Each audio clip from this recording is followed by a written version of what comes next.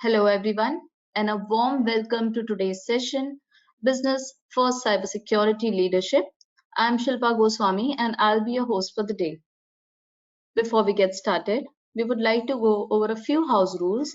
For our attendees, the session will be in listen-only mode and will last for an hour, out of which last 15 minutes will be dedicated to Q&A. If you have any questions during the webinar to organizers or our speaker, use the Q&A window.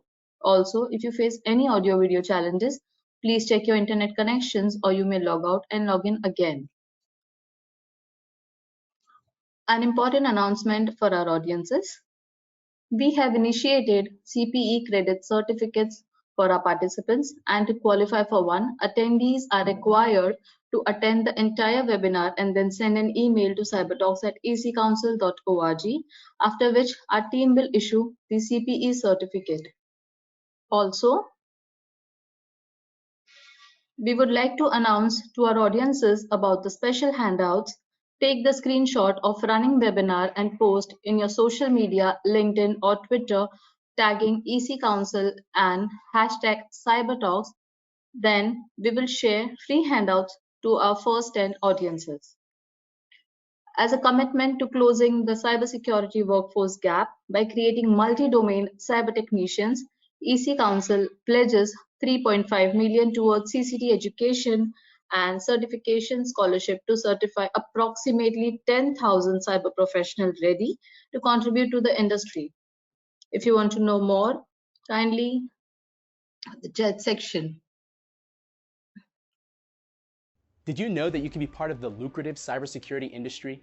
Even top companies like Google, Microsoft, Amazon, IBM, Facebook, and Dell all hire cybersecurity professionals. The cybersecurity industry has a 0% unemployment rate. The average salary for an entry-level cybersecurity job is about $100,000 per year in the United States. Furthermore, you don't need to know coding and learn from your home, and you get a scholarship to kickstart your career. Apply now. EC Council is pledging a $3.5 million CCT scholarship for cybersecurity career starters. Scan the QR code on the screen to apply for the scholarship. Fill out the form.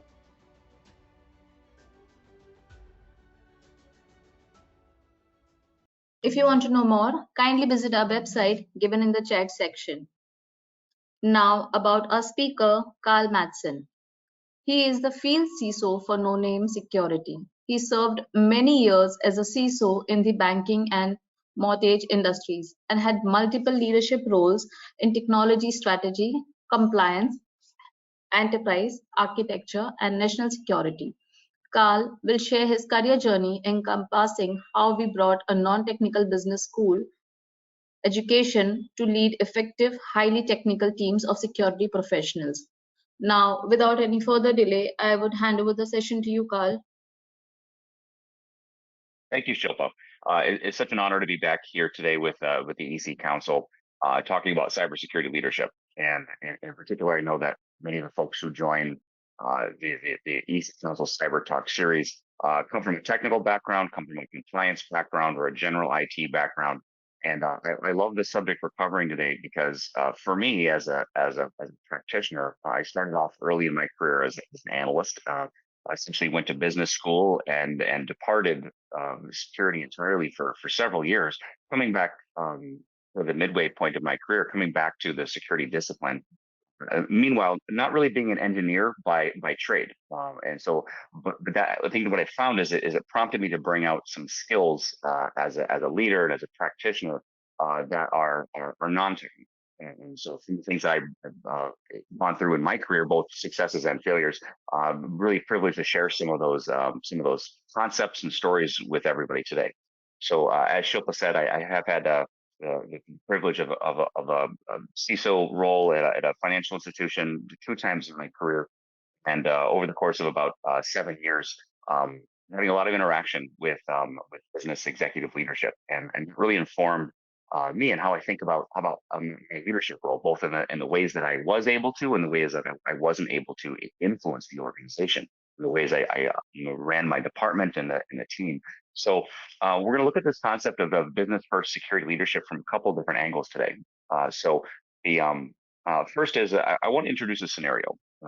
This scenario hopefully is generalized enough that most of us as the security practitioners will recognize it, and we'll talk about how to lead an organization and making decisions around this scenario. The second, we'll be talking about roles and responsibilities, particularly for those who may be early in their career. It's important to ground ourselves in how our organization operates. And cyber leadership is a cross-functional term. It includes folks in different disciplines in the organizations outside of the cybersecurity organization. The next is how do we use business language of an organization's mission, its vision, its strategy to ground our security focus and investments in value creating activities. And then the last, we'll talk about something called general business competencies for cybersecurity professionals. So we've got about 30 minutes today, and we will have about 15 minutes at the end for Q&A as well. Shilpa has a Reddit site posted for anybody today or seeing this as a recording to post further questions and dialogue on some of these subject areas, and I'll be happy to contribute there as well. So let's start with the scenario, because I'm going to come back to this a couple times over the course of the next half an hour. CISO at a global manufacturing company recommends the company implement MFA for employee accounts. I'm going to use MFA as an example of a security control that we're all probably quite familiar with.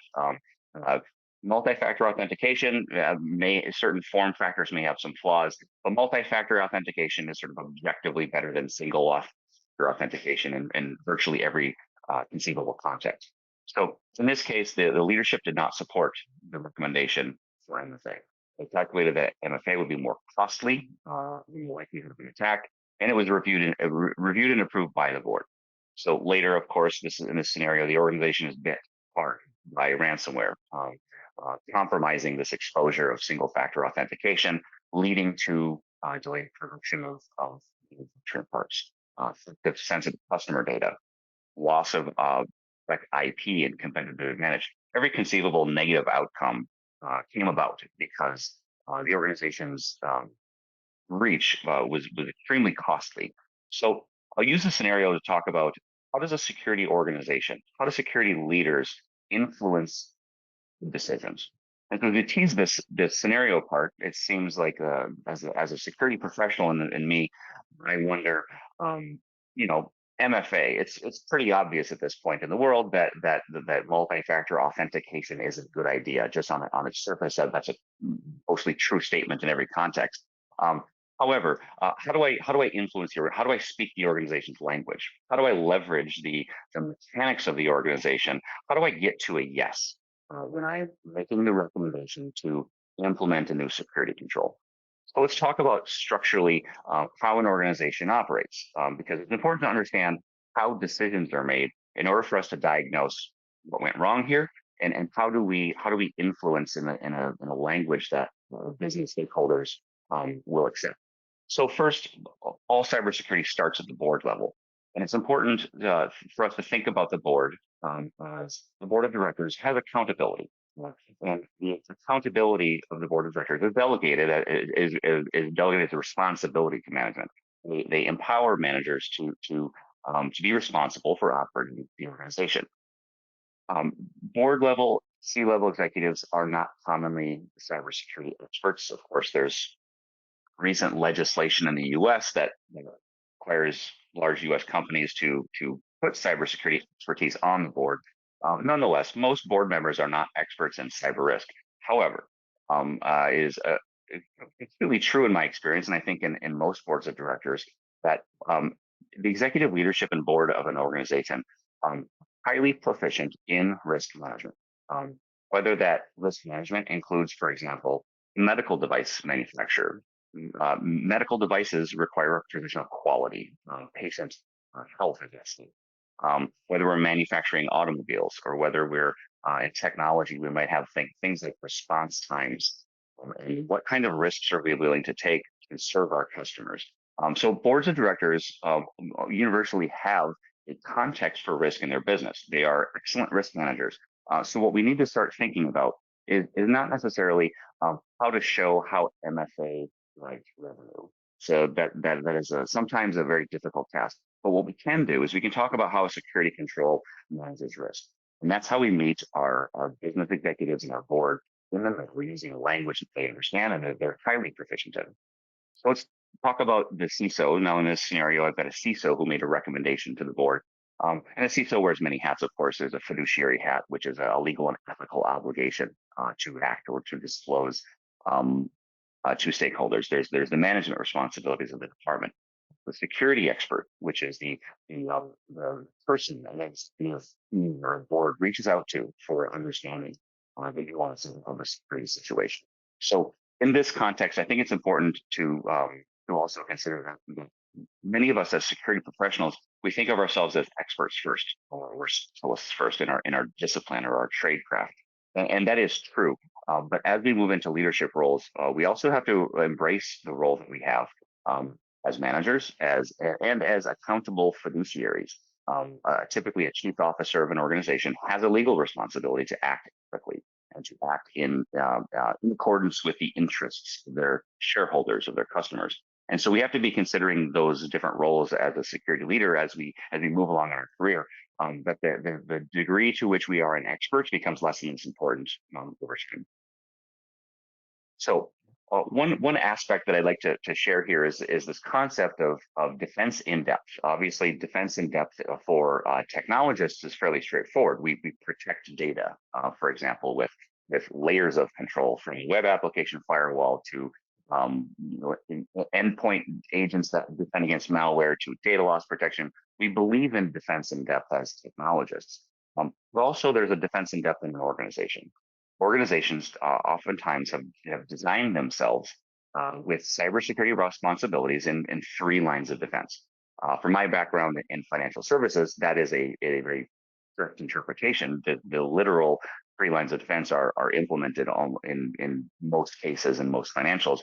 And even organizations out in any vertical commonly use this three lines of defense model conceptually. So the first lines of defense in any organization are those owners of controls or technologies or systems or business processes. Typically, your security teams, technology teams, business teams mostly line up in the first line of defense. Sometimes you might find a security organization also characterizing itself as a second line of defense. And what that means as a second line of defense is that you have risk management oversight over the organization, which includes, for example, identifying emerging risks, defining policies and standards.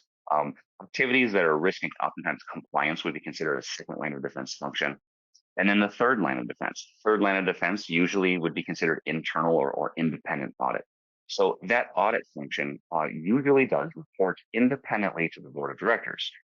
So the internal audit program is to test and assure that security controls are aligned. The reason I mention this is that what in a lot of organizations, what is the case is that cyber decisions are made based on the inputs and advice of leadership of all three lines of defense. This is defense in depth at a leadership level. So the CISO's recommendation in our first scenario is interesting, but what we'll talk about is that the recommendations of the second line of defense, the recommendations of the third line of defense carry a great deal of weight in terms of prioritizing risk. And so influencing now a board level decision to implement the control. When relying only on a security expert or when relying only on a CISO, it has a propensity to fail. And in the case of this, the CISO was not able to influence the organization. So, as I mentioned, boards and executive leaders typically are very proficient in managing risk. And so I'm using here an example from NIST Special Publication 800-39. This is essentially a risk management life cycle.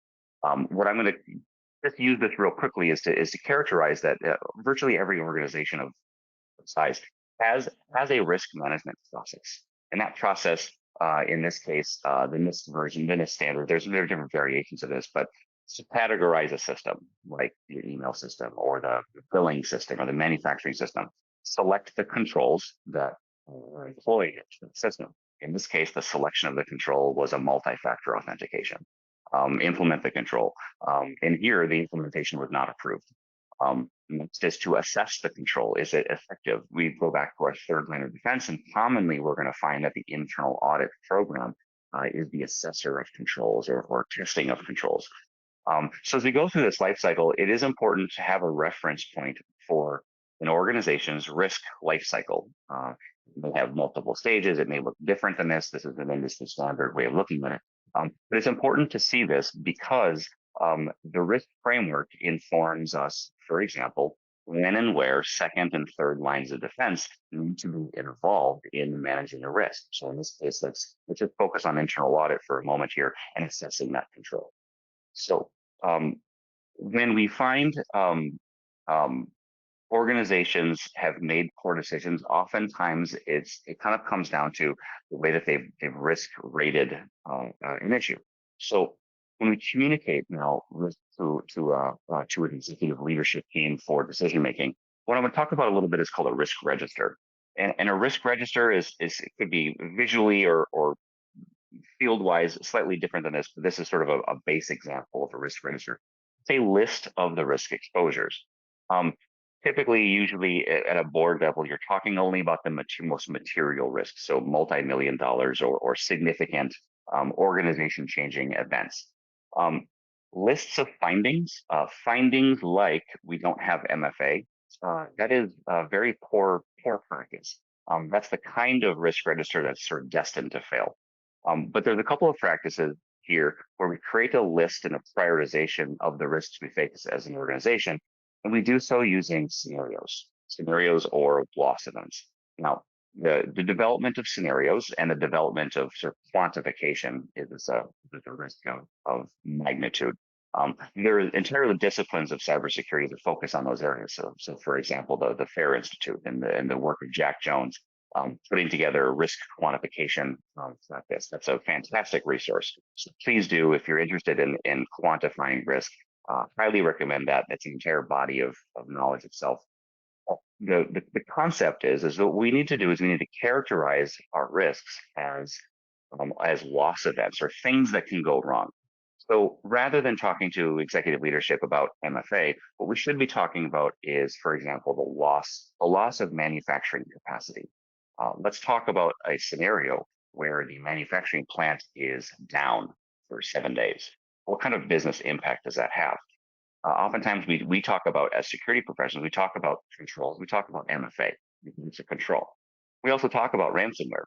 Is ransomware a risk? No, absolutely not. It is a threat. And objectively, it may be the biggest threat to most organizations globally. Ransomware is absolutely a threat. But ransomware is not a risk. What is a risk is loss of customer trust, loss of available facilities, loss of people, loss of money, fraud. Those are risks. And so what we do with the risk register is we communicate back to the business the values of availability, the values of confidentiality, integrity, and we do so in such a way that characterizes the order of magnitude of those events. Because there's an important reason we can do this to implement sort of business priority into our security program. We'll keep talking about that.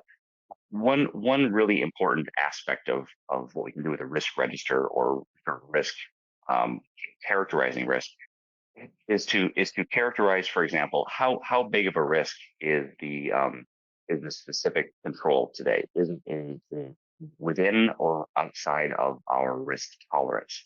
So let's talk about risk tolerance for a second because it's super important. If we are manufacturing medical devices, what is our tolerance for defect in our devices? None. We have no tolerance for a patient who dies because of our device didn't perform. We have an extremely low risk tolerance. And so this organization, for its sort of business sensibilities, understands that risk tolerance for medical device quality is very low. On the other hand, let's say the perfect opposite of that would be, let's say, a record company. A record company signs new artists to a record label, and they have 20 different artists record a new album. And what's the probability that any one of those artists becomes globally famous? Well, it's very low. Please pardon me for a second. I just got a notice. There we go. So what's the probability of success there? Pretty low. But is the record company willing to take a risk in investing in a new artist? Absolutely. So we talk about two organizations that have very different perspectives on risk tolerance. And so it's important to think about that because at an executive level, at a board, that board of directors has a precise and intuitive understanding of what risks their organization is or is not willing to take in order for its survival.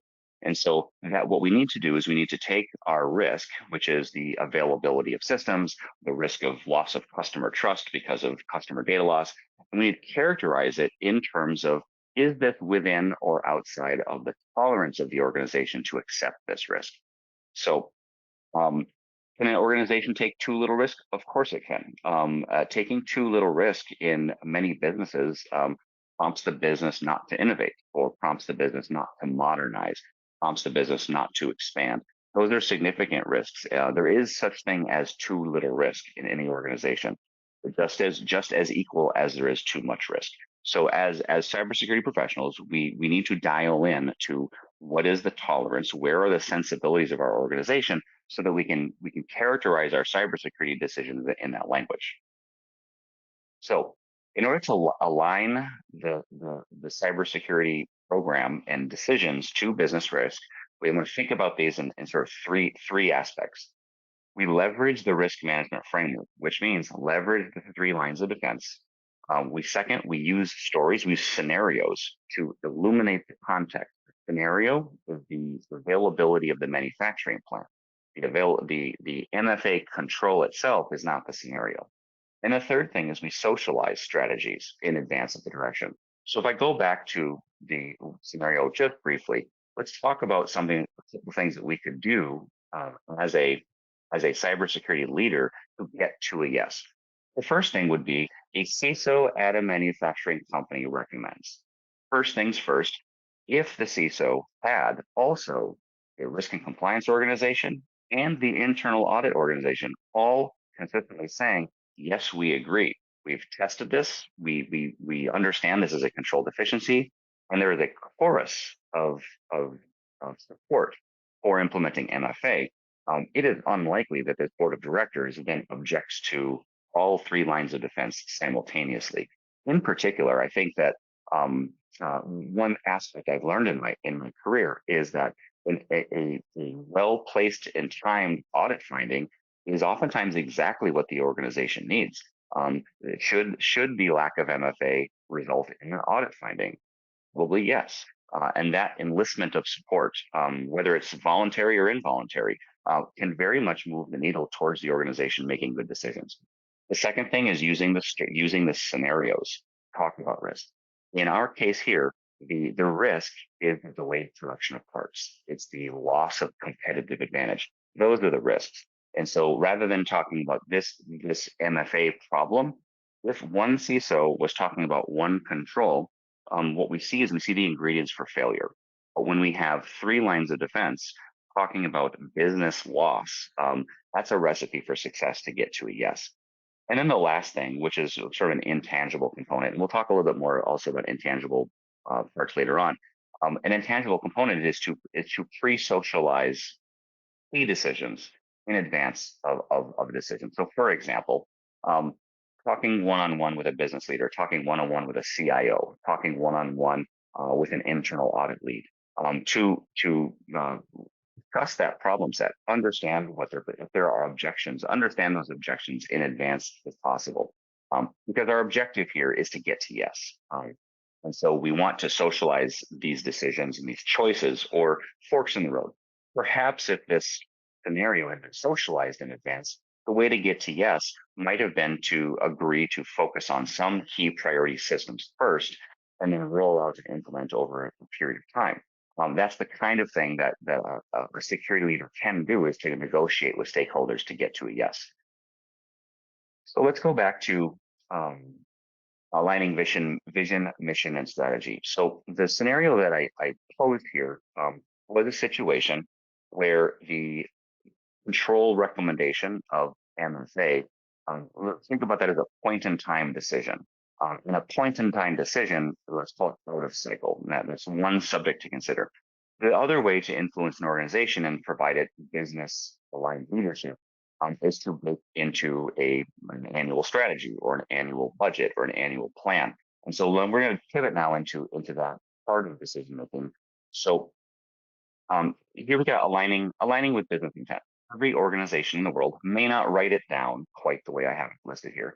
There's a vision, there's a mission, there's a strategy for that business to survive. Whether that mission is an educational platform, whether that mission is high-speed trading. The vision is, in this case, we want to empower tomorrow's youth to be engaged citizens. Our mission is to equip every child with a laptop, and our strategy is to do these specific things to enable that mission. These are our strategies. And perhaps we also have enumerated goals. The goal is to have 1 million children with a laptop in months. So every organization has a mission, and the strategy is the execution plan to achieve that mission. If an organization doesn't have written mission strategic statements, it is not terribly difficult to derive simply from conversation with people in the business units what they're focused on. People who are employed in operating a business have a purpose, and it may not be elegantly written down, but there is institutional knowledge to tap into of a strategic plan. So what I want to do as a security organization is I want to develop a plan that really consists of, in my experience, 3 components to it. Number one, I want to explain to my business stakeholders exactly how our security investment, our people, our technology, our processes, how those investments in security are enablers of strategy. I want to enable the organization to achieve its mission. The second thing I want to do is I want to focus on investments or technologies or changes in the organization, show the organization that we are being responsible stewards for their money. Security teams in 99.9% of the world do not generate revenue. They are not the reason the business exists in most cases. So it is important for us to take ownership of that. And taking ownership means that we are going to demonstrate how we're being responsible with the resources we've been given. So I call this security foundations: containment, operational efficiency, technology rationalization. Those are investments that are focused on using money wisely. The third is compliance or risk reduction. So in this case, implement MFA would be a risk reduction investment, enhancing customer privacy operations, perhaps as a compliance requirement. But what I've done here, and I do apologize if this is a little small to see on the screen, but what I've done is each of these strategic goals of the security organization is aligned to either a business strategy, an outcome of business performance like payment, or third, really importantly, which is a risk register. So we talked earlier about the risk register, and these are the risk exposures that the organization faces. These are the specific line items that I, as a security owner, I am going to solve that risk, or I'm going to focus on that risk by investing here. So what I've done with the organization is I've given them direction that is aligned with strategy. I've given them the proof points that I'm going to use this response, this resource, this privilege you've given me. I'm going to use that privilege wisely. And third, I'm going to focus on the key risks of the organization to reduce those risks. So as a blend of proposals, let's call this an annual strategy or an annual budget request to an executive board. This looks like a very sensible combination of resources to apply: enable business, use money responsibly, and reduce risk. Now, what I've done here is I put down here at the bottom in the third category, implement MFA on employee accounts. Does this jump out at the page at you and scream fear, uncertainty, doubt? No. It is a key priority. It is tied to a risk register item, and it is our strategic plan. Now, as a practical matter, my role as a security leader is as I'm proposing this plan for support across the board. And so what I'm going to do is pursue a yes for my strategic plan. And as I leave that meeting, the first call I'm going to make is to my security team, and I'm going to say, we're doing MFA first, because I know as a security professional that's going to be an existential risk. But I received the yes. This is my strategic plan. The board approved it. and we're going to proceed forward, and we're going to make that a priority for us. And what I've done so is I've done so now, giving the board confidence that I'm on the right side of this equation, which is to generate value. I've aligned with value, I've aligned with responsibility, but I'm also getting my MFA request approved. And so that's an important piece here, because as security professionals, what we want to get to a yes. And sometimes what we need to do is we need to amplify the business value times to get the corresponding commitments to controls that we know as professionals are necessary, but are sometimes technical details that are not always easy to explain. So the other part here that I want to emphasize a little bit is business leadership, and talking about the cybersecurity priorities in business language is important. There's a really, really important practical reality for most of us, which is information security professionals usually are within the umbrella, or they operate within the umbrella of an IT organization. And it's in the IT organization oftentimes that we struggle to influence. And so what we also need to do is not only adapt our thinking and our messaging on cybersecurity risks to a business community, but we also need to adapt it for the IT stakeholders. So let's say, for the sake of discussion, in this case, there's a backstory to our MFA request, and that backstory is the security team, over and over and over, every time they implement a technology, it fails. And perhaps the reason that the MFA recommendation was not taken was because there was a lack of trust that the security team could do it right. That's a really, really important thing for security teams, which is the credibility of delivering control of the project or the technology. And so these general IT competencies are very much as important, I think, to align with IT as it is to align with the business. So the security department is often held to a higher standard. That is objectively true. For example, if a security team implementing a security technology, let's say it's a new antivirus software, just for the sake of discussion, if the security team causes user outage, that is a major red flag to an organization. A security team has to have its best foot forward at all times.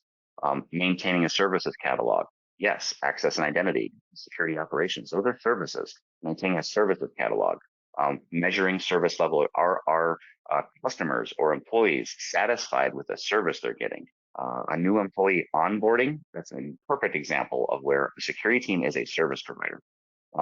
And then the other ITIL process disciplines. Change management is a great example.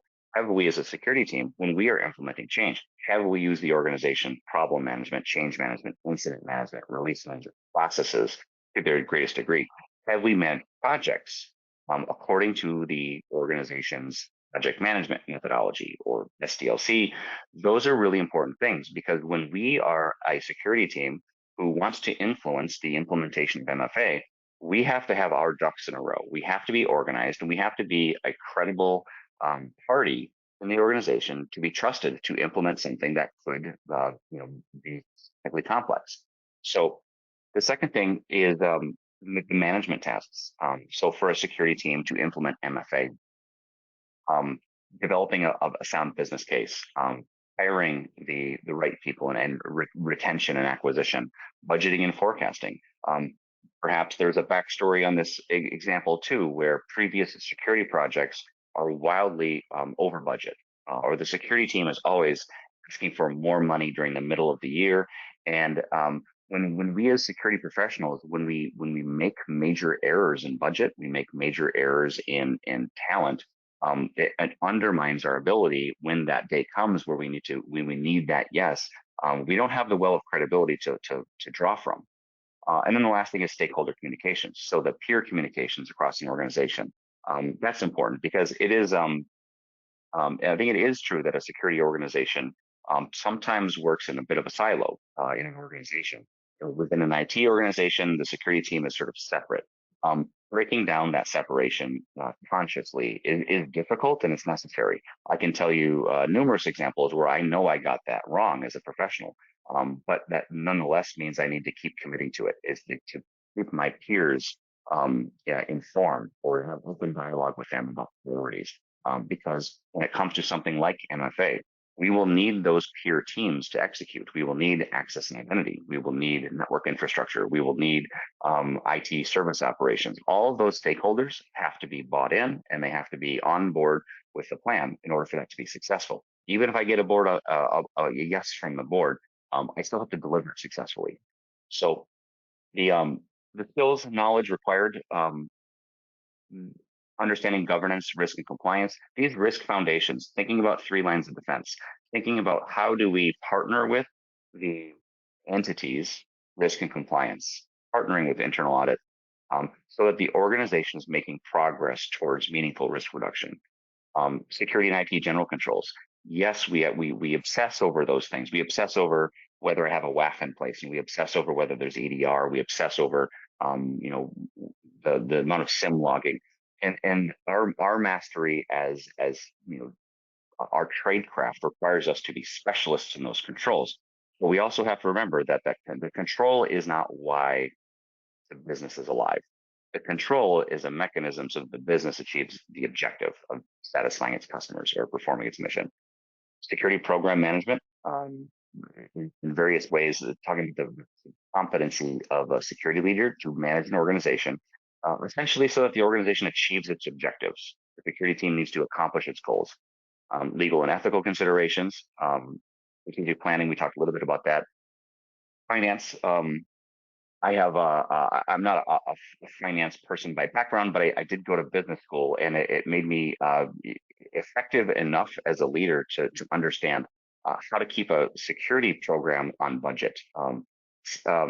Extremely important at a leadership level is to know the financial health and condition of your team or your department. When are your licenses due? Are we utilizing all the capacity that we have acquired? And that's an extremely important part, because not only is it responsible use of the organization, but it's also it sets the table for you to be a security organization that's trusted. We can entrust the security team with an investment, with money or new staff, and we have a confidence level that they will deliver on that promise. Third-party management. These are sort of core disciplines across the business of managing third-party relationships and risk. It's equally important in the security organization. So what we talked about here really is thinking about how do we get to a yes in a way that business leaders and stakeholders understand a cyber risk in a language they understand. It is about focusing on scenarios of business loss that they can grapple with, that they understand intuitively, and presenting findings in such a way that not only characterize the risk, is this $1 million risk? Is this $10,000 risk? But help them understand intuitively what goes wrong if we fail this control.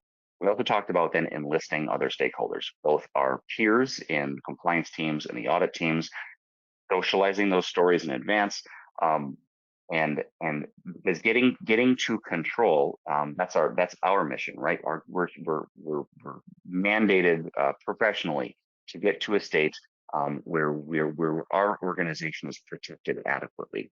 So we can do those moments of influence may come opportunistically. Log4j emerges, and we have an opportunity now to tell a story to an organization about reducing risk. Or it may happen periodically. We have an opportunity annually to present a budget or a strategy. And each time what we have to capitalize on those sort of principles to influence. The third thing, I don't really have a slide for, but I wanted to share a story with you real quick.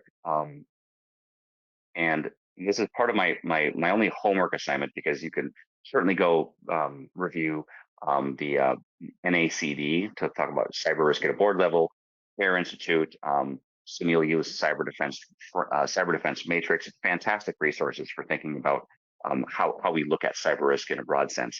But what I wanted to share is sort of a story. Almost a decade ago, I arrived in a new position, and in my security leadership role, within the first couple of weeks of work, and what I learned was that our organization, on on an annual basis would go visit one of our major customers to give them a security fraud awareness training. And so I received this invitation to go to actually what was a nursing home, and this was a nursing home that was a customer of the bank that I was working at. And so I went to the nursing home, and for the staff of the nursing, it was a very large facility with a large staff. And for the staff of the nursing home, I proceeded to give a very standard security awareness, fraud awareness training. Things like the link phishing, nothing rocket science. Many of the nursing home residents, folks well above 80 years old, were also in the room. And so I proceeded to do my 45-minute presentation, hour presentation. And I got back home and I got a call from my CEO. And the call from the CEO, he told me that one of the residents of the nursing home had called him and thanked him for how fantastic it was that they sent this nice young man to talk to us about fraud. And she was very, very pleased. And so she told the CEO this. But the CEO told me that this is a person who had been a customer of the bank for something like 50 years. And this is a person not only the CEO knew, but the entire board of directors knew this person personally.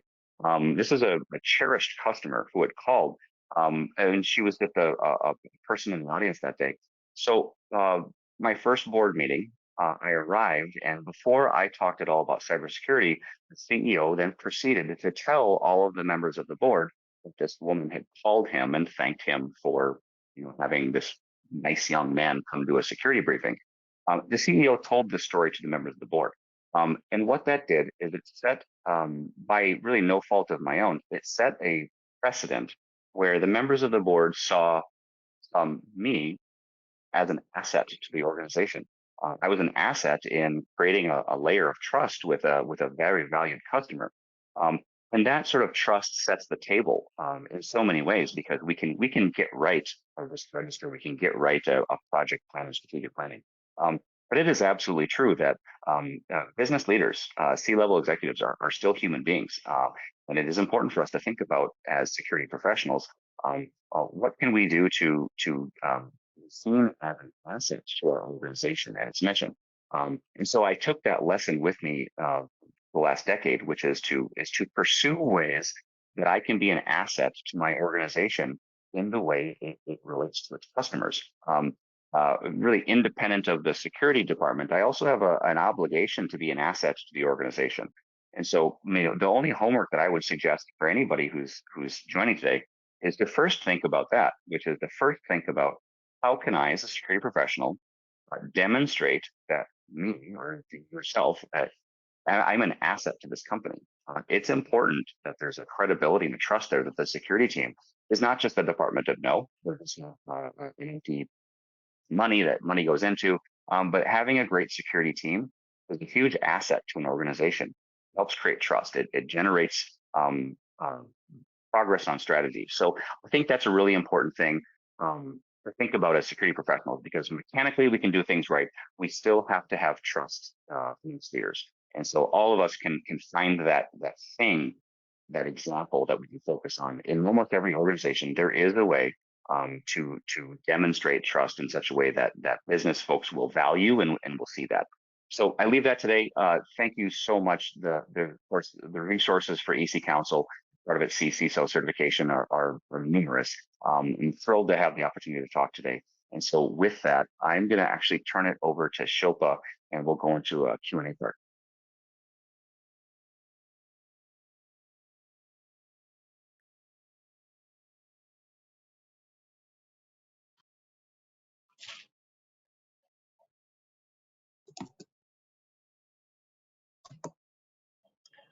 Thank you so much to our wonderful speaker again.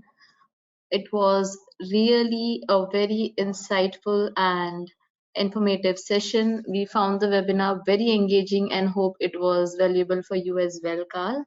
So now, before we begin with the Q&A, I would like to inform all the attendees that the session is in sync with CISO certification. It is an executive level program that covers what you should know about information security from an executive management point of view. It also combines all the components required for the C-level position, including audit management, governance, IS controls, human capital management, strategic program development, and financial expertise. Over 6,000 chief information security officer jobs openings, and an experienced and certified CISO professional in the US can earn between $2 lakh to $2,50,000. If you're interested to know more, kindly take part in the poll that's going to be conducted now. Let us know your preferred mode of training and we will reach out to you soon.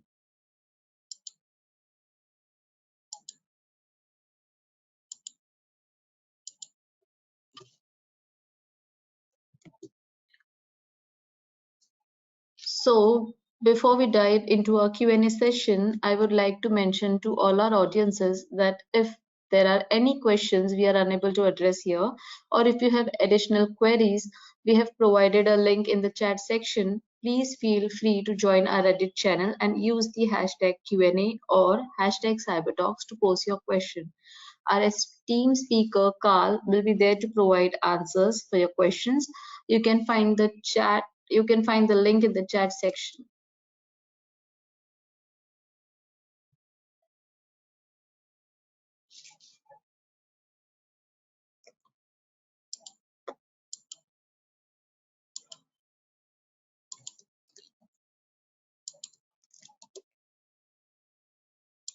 So, Karl, can we begin with the Q&A? Yes, please do.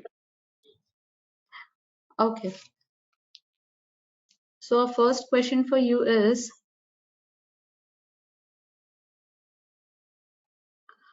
how can leadership role evolve to effectively manage the potential risks and challenges posed by increasingly sophisticated threats?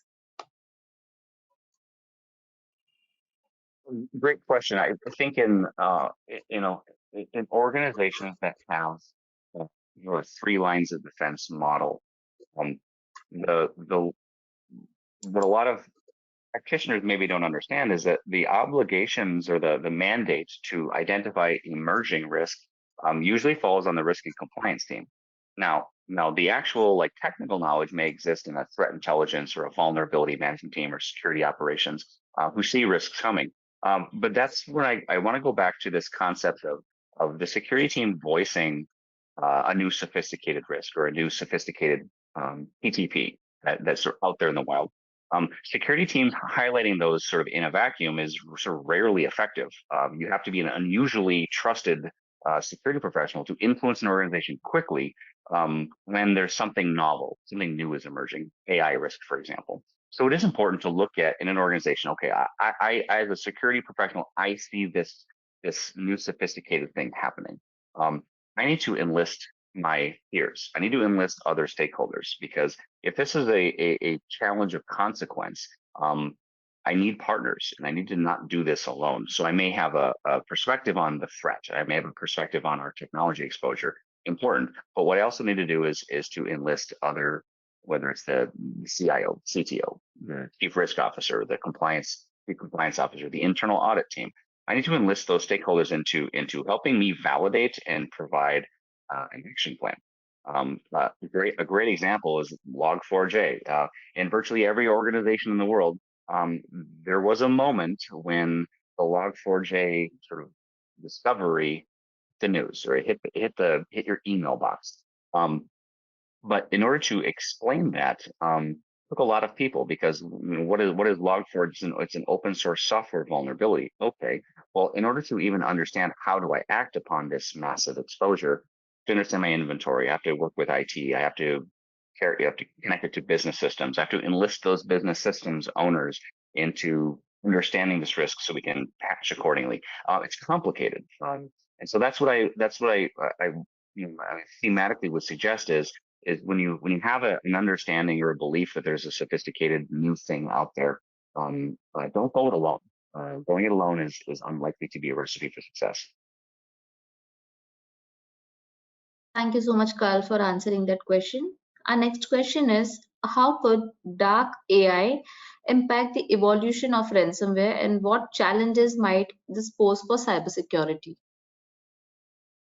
Uh, Gosh, I wish I knew the answer to that. I think that each day, we are as a security discipline learning about how AI can be used used by attackers to infiltrate organizations, impersonate individuals, creates new novel malware, ransomware variants that we're not prepared for. So I think that the only good answer to that question is not to attempt to anticipate the attacker, but to instead focus on our own competency. So do we as an organization, are we training our people to be competent and current and sophisticated in AI related risks? Because the only real answer is that our organization as a security team is able to adapt quickly. Because you're absolutely right, it could come in the form of ransomware, but it also could come in the form of deep fake video that is used for facial recognition that pulls all of our authentication biometrics. But whatever the scenario is, I think the long term answer is our own competency has to be focused on, because we have to be in step with the technology evolving very quickly, because every advancement every week and every month is going to give us something new. And focusing on one thing may work for a week and then something else comes out. And it's only when we maybe need to bring those sort of IT specialists to our team. We need to upskill. And that's where I'd say we need to focus long run. Thank you, Carl. Our next question is, what are the required leadership skills to start a career in the field, and how does a CIO manage risk management priorities while the life cycle development process for a cybersecurity project? Well, I think the CIO's mandate for any IT professional, any security professional in their organization is that it's a leadership imperative to grow talent, and growing talent means individual contributors designated or nominated to focus on small projects or small initiatives, cross-functional initiatives. Give people an opportunity to practice and learn leadership fundamentals with a little bit of curriculum, a lot of on-the-job training. So, for example, let's say that there's a high-performing individual, penetration tester or security operations analyst. The leader imperative is to give that person an opportunity to do something new, expand their roles. Let's say, for example, maybe it's take on a process improvement project. Perhaps not existential, but important that that person is given a chance to exercise and develop the muscles of a project manager, and to keep developing that, giving them the tools to train. So keeping people continually challenged a little bit by raising the bar at how we give them leadership opportunities. And as we see those successes and failures, we can either redirect our skill set, or promote, because now we recognize that that's an individual who has a high density to be a really strong leader, and we keep giving them more and more responsibility. Thank you, Eda. Our next question is, what is the best model to adopt to manage vulnerabilities with asset owners and custodians? The goal of an asset custodian are not always well aligned with the goals of security. For example, network management focuses on availability over confidentiality. So great question. So the answer is the right framework is whatever everybody agrees to, and I don't mean to oversimplify that, but it is rarely the case that the security team gets to sort of dictate the sort of the taxonomy or roles and responsibilities around like technology categorization. We may have our vulnerability management program. Let me back up one. So let's take a network team, for example. What we need to do as a security team is to illustrate to the network team vulnerabilities, misconfigurations in the network, that is in the language and the context of the way that they understand the network, and whether that's visually, whether it's the language, whether it's the topology of the network. So what we need the network team to do is to look at our vulnerability report and say, yes, that's me. I get this, because I know that these are where the devices are. This is information that's correct, and it's sort of objectively true. What is a bad practice to do is to give the network team a list of vulnerabilities, give them the context into how they see the network. So a perfect example of this would be, network maybe is not the imperfect example, but maybe something like applications. So for example, we have an application with it's got a executable file name. It runs on a host with a complicated host name, or it runs in an AWS zone, and it's 24 characters long. But that application is known by its owner as the application also. Let's use the terminology, let's use the lexicon of the organization to illustrate vulnerabilities in that way. So there's always so much complexity in virtually every organization's sort of vulnerability prioritization and organization logic. What I would just suggest is always use the organization's pre-existing language, taxonomy, ownership designation, wherever possible. Don't create new. That creates friction and chaos that's unnecessary. Even if the organization taxonomy and ownership is not what you would design, that's often not worth fighting. Fight for the assets that don't have owners. For the vulnerabilities at the critical level. Fight for the procedural consistency of SLA achievement, but don't fight the taxonomy and the pre-existing language. Thank you so much, Karl, for answering that question. We'll take last question for the day. How to build effective business goals and strategies?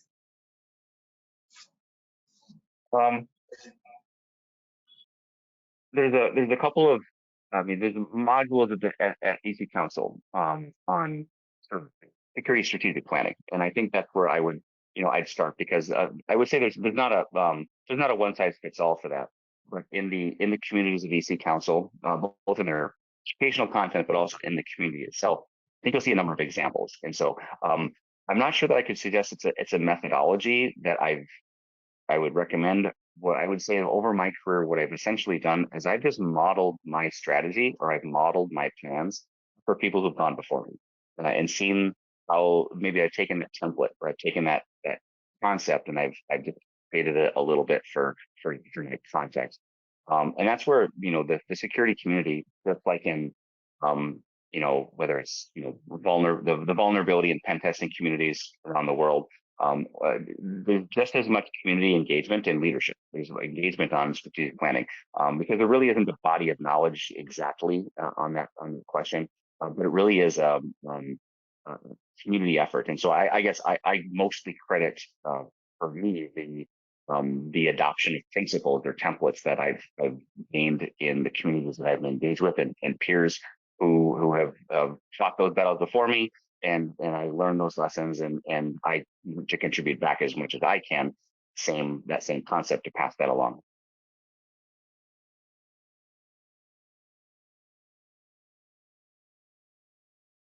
I realize that might be a very unsatisfying answer, so perhaps on the Reddit thread, I can give you some links to some resources, but I would not suggest that there's any sort of university. The 800-53 is standard. Strategic planning doesn't quite have that sort of benchmark standard. Thank you again to our wonderful speaker, Karl, for answering those questions and for the great presentation and knowledge shared with our global audiences. It was really a pleasure to have you with us, and we are looking for more and more sessions with you. Now, before we conclude the webinar, Karl, would you like to give a small message to our audiences, please? The only message I'd leave you with is empathy. And the word empathy means to see a challenge, or see something from someone else's perspective. And so when we get into this conversation about a security control like MFA, and we're very passionate about it, to take a moment to see the perspective of the other stakeholders, how it looked to the IT service manager, how it looked to the business leader, how it looked to the board of directors, and think about how they think about risk in their organization, and meet them where they are, and help talk to them about security controls in a language, by demonstrating that you understand what it's like to sit in their shoes, and make decisions from their perspective. Thank you so much, Karl. Now, before we end the session, I would like to announce our next Cyber Talk session: Data Privacy and Compliance, Data Governance, Framework for Effective Data Management, which is scheduled on February 21st, 2024. This is an expert presentation by Lujubika, Data Protection, Privacy, and Data Management Consultant. To register for this session, please do go visit our website www.eccu.edu/cybertalks. The link is given in the chat section. Hope to see you all on February 21st. With this, we end the session. You may now disconnect your lines. Thank you. Thank you so much, Karl. Pleasure having you here. Have a good day. Sure. Have a good day.